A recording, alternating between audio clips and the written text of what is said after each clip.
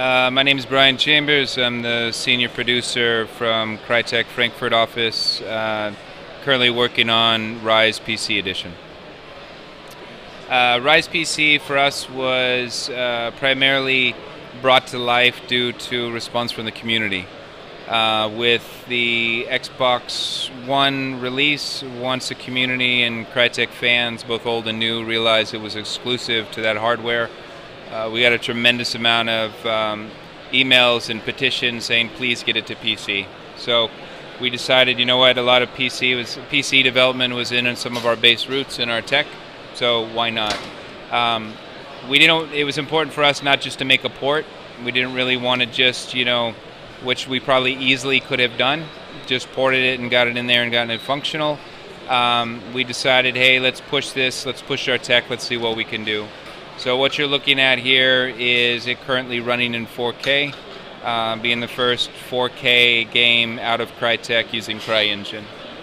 The level of detail, honestly, for us internally was even a bit surprising. The detail you can see on the leather straps, the scuffing on his armor, the dents in his arm piece, even the tones in his skin. These are all things that were there within the base assets that our talented crew had created, both environment and character, but they really weren't seen to the level of detail they needed or could be until we actually got it visible within 4K. On top of some of the additional things, technically, once we got it functioning, we realized, okay, we need to get it as smooth, visually smooth as possible. I guess one of the biggest things we had in there was the SSAA, which is the super sampling anti-aliasing. Really allowed us to get it, for us, the best process we could come up with to get things as clean as possible and crisp and to reduce as much noise as possible. We also have, just as any PC game would have, things will be configurable once it's actually launched in the fall, meaning PC players can come in and tune it to what their graphical settings and so on that they would like. Obviously, with running at 4K, we're drawing a lot, so you do need a bit of a monster machine to get what you're seeing. We're currently working on the specs, and those should be released, shortly. I don't have an exact time frame, but everything obviously will be off-the-shelf hardware that you can buy. Also, we've done other simple things like not terribly simple, but the UI. We decoupled the UI from everything else, so the UI will be displayed in your native resolution. Right now, if we're looking at the 4K version, it's still live software, so we could see some glitches. We're running it most of the time a fairly stable 30 frames per second. Back in the studio, again, with unique configurations and given the type of hardware, we've been actually able to get it to 1080, running at 60 frames per second. For a combat game, most people would know that there's a huge difference in playing between 30 and 60 frames.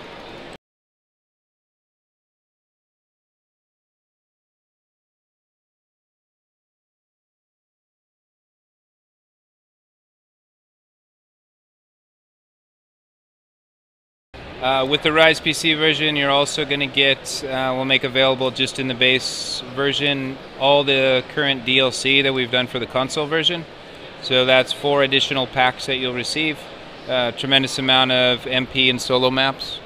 As we had with the console, you'll get both the the SP story campaign and plus all the current MP that's out there.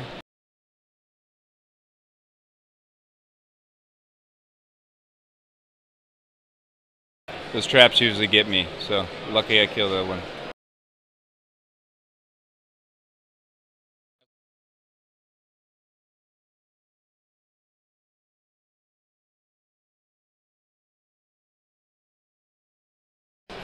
So far visually, I mean, the response we've gotten from it is pretty strong. As I mentioned, even back in the studio, the level of detail that we're seeing through, our artists are actually you know, taking time to fly through their levels and really look at the quality, because it's the first time even myself have really seen, you know, game assets displaying out and playing real time in 4K. It really is something to kind of get your hands on, and something about kind of the crispness of what I'm seeing really kind of adds and helps pull you into the gameplay.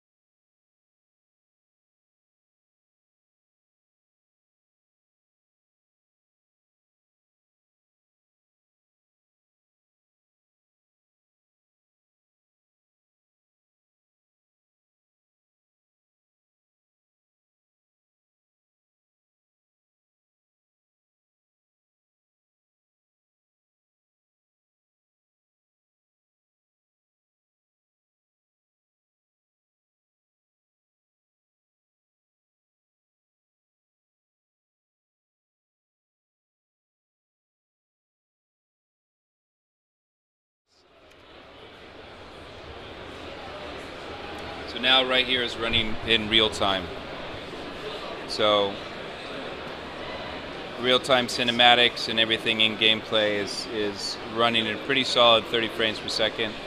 As I mentioned, and occasionally you'll see a little bit of hiccups or glitches, and that's stuff that, you know, is expected with live software still that we're working on.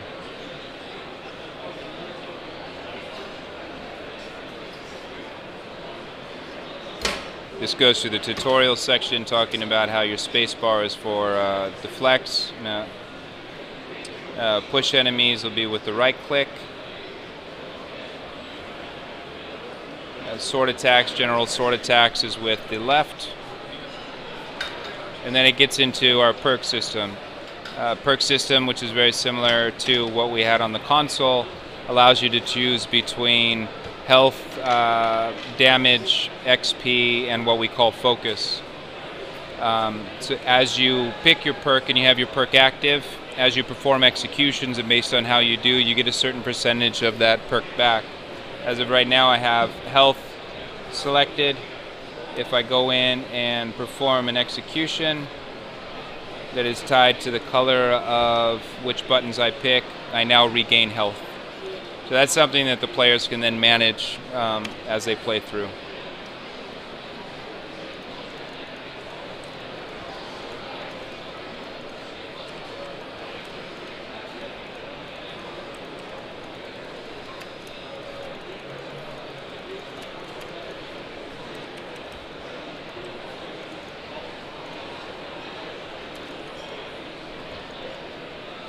As you can see there, it's a little hard. We have over 100 executions in the game. That last one I just did was a dual execution, so I can get up to 2 to 3 opponents in an executable state within close proximity. If I play it out right, I can actually chain those executions together, which obviously is more of an added value because I get more of the perks that I've selected.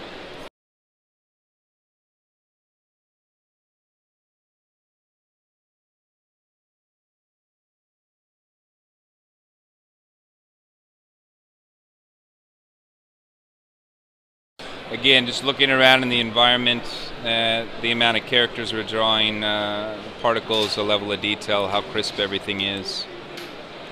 Again, it's you know, kind of sum it up, it's a pretty cool experience.